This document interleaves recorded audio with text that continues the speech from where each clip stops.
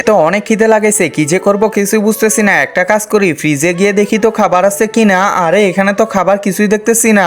আরে কি ব্যাপার, এগুলো আবার কি? এগুলো তো দেখি ছোট ছোট ডিম। আরে একটা বড় ডিমও আছে দেখতেছি। আরে এই রাজু আবার কি করতেছে? আরে মা এগুলো রান্না করে দাও। আচ্ছা ঠিক আছে, তুই এদিকে নিয়ে। আচ্ছা মা ঠিক আছে, এই তো নিয়ে আসলাম। এখন তাড়াতাড়ি এইগুলো সিদ্ধ করার জন্য এই যে পাতিলের মধ্যে দিয়ে দিলাম, এরপর পানি দিয়ে এই যে চুলার মধ্যে দিয়ে দিব। আরে বা সিদ্ধ হয়ে গেছে আর অনেক ভালো লাগতেছে। এখন কড়াইয়ের মধ্যে তাড়াতাড়ি তেল দিয়ে এরপরে হলুদের গুঁড়া, মরিচের গুঁড়া আর লবণ দিয়ে ভালো করে মিক্স করে নিব।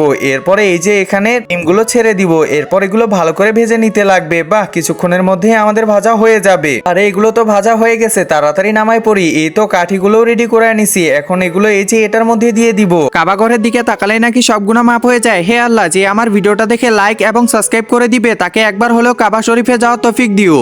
এবার এই যে এটাতেও দিয়ে দিব। এই তো এমন করে সবগুলোতেই দিতে লাগবে। এই তো অনেকগুলো হয়ে গেছে। আরে মা একটা খেয়ে দেখি তো কেমন করে আমি। আরে বাহ, এটা খেতে তো বেশ স্বাদ করতেছে।